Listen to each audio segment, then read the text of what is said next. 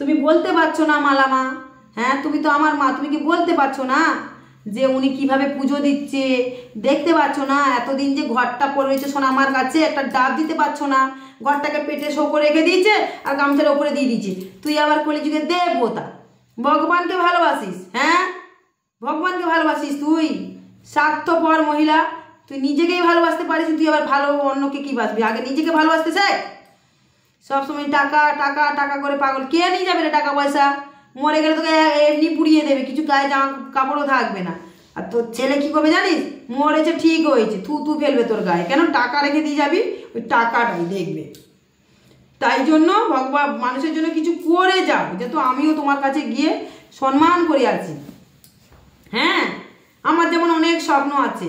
হ্যাঁ, গরিব দুঃখীদের দান করবো, অনাথদের গিয়ে আমি জামা প্যান্ট কিনে নিয়ে আসবো, কিন্তু স্বপ্ন তো স্বপ্ন আছে, জানি না যদি পূরণ হয়, নিশ্চয়ই করবো আমি।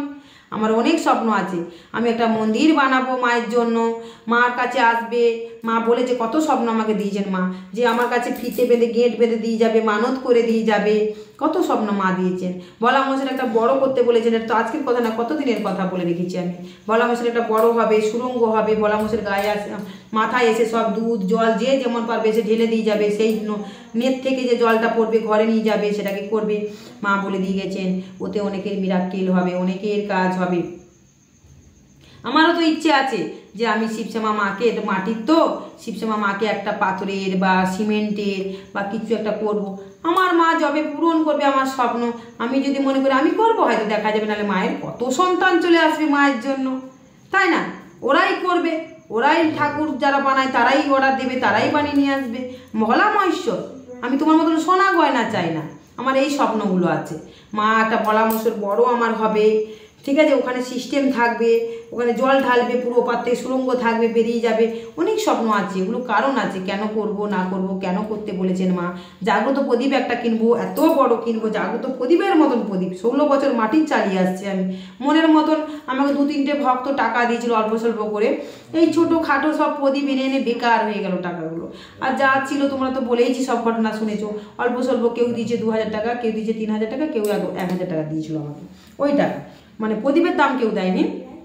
এই যে অভাবের সংসার, ধূপ আনছি, এ আনছি, সে আনছি, এখনকার কথা, সে কবেকার কথা, আমি সেটাও ভিডিওতে বলেছি। তোমার মতন গোপন রাখি না আমি কিচ্ছু, বুঝলে?